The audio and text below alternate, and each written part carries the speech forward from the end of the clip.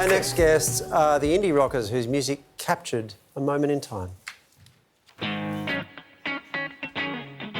It's the song that soundtracked a generation of millennial summers and to this day still absolutely slaps. I know, she knows that I'm not fond of Oscar. True or false, baby, she still loves to get me. The Kooks have released 6 albums across nearly 2 decades, turning out hit after hit. I love her because she moves in her own way. The indie rockers also boast a festival legacy like few others, ticking off Coachella, Glastonbury and Lollapalooza. I wanna make you happy. I wanna make you feel alive. Would you please welcome Hugh and Lou?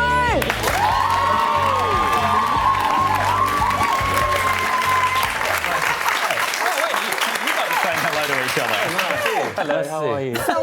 We love that you've kicked off your big Australian tour and you've taken the night off to come see us. How's it feel being Nothing back? better to do. This is brilliant. Thank you for having us. Thanks for having us back. You know, Is it good being back in Oz? It's amazing.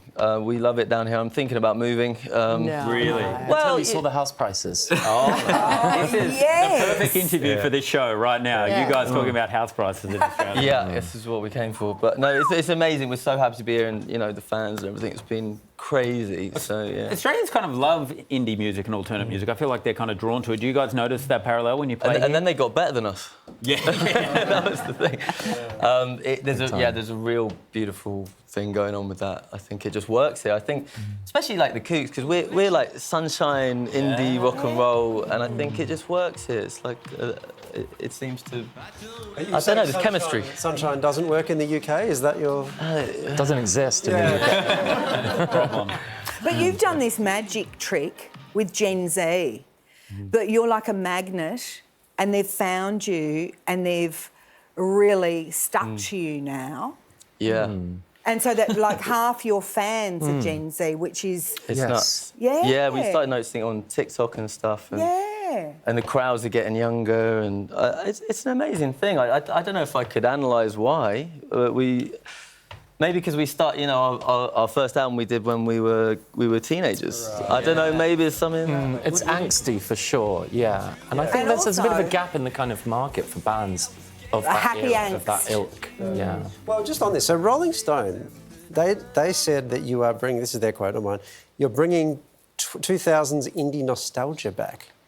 And That's the plan. yeah, right. How did they know? I first thought, aren't the 2000s too recent for nostalgia? But I mean, it's kind of, we were talking about this the other day, it's kind of funny these days because everything's having a moment. And I think that's this kind of thing with social media. There's, you know, different scenes congregate in the hypersphere. And so there is, yeah, I mean, it does, I think you're right, it seems like... So what's the minimum too time short. for nostalgia now? Well, Can you- it's 20 years. Yeah, I think but that's that's a good, enough. that's a what young... I think. So I just go, oh, you know, it was only like the last decade. It's like, oh no, it's the decade before that. Yeah. Well, for us, I guess it would, yeah, because that would have been the 80s when we were starting out, wouldn't it? Yeah, which was in the 2000s. So that's kind of the... But we were having a sort of 70s revival, so maybe it's just moving up. It'd be 5 years. Well, I tell you know, what, you know what? That hair works in every decade. In every day, yeah. Anywhere in Really the time what it machine, the is. hair is working. I shan't change it.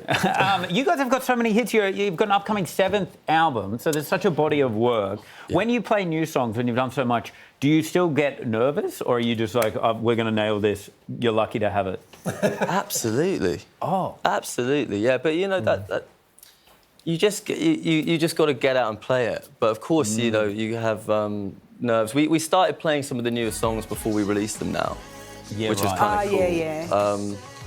I think it means you care about something, doesn't it? It's something to be celebrated if you're nervous about it. It's a nice nervous excitement. I mean, that's just the base level for me in life anyway. Yeah. It's a nervous Do excitement. you ever play them before you release them and then you're like, actually, we're not going to release it This now? doesn't work. Well, you just have to keep soldiering on. Yeah, you really. push through. But it's nice, I think, you know, because the new album, I've been saying we're really searching for like debutism, and so it's not repeating ourselves like the first album, but it is like getting back to the roots of the band. So I think I'm really excited for people to hear it that have loved our band for ages. 'Cause I think hopefully they'll feel that the original influences, the Police and Bob Dylan, and you know, I think it's all there, isn't it? But you know, speaking about the band and the essence of the band. You're now, because it's been 20 years, you must now go, well, next stop, we can be the Rolling Stones. Yeah. Do you know what I mean? Like, at what point, obviously you're good at this relationship, you know? It has been a while, hasn't it? And we're still going, yes. Yeah. I do have a theory about it. Don't disagree with the lead singer. It doesn't work. And you agree with this theory? Sure. Sorted. The last remaining tickets for the Kooks nationwide tour are on sale now. All the information is on our website. In the meantime, would you please thank you and Lee?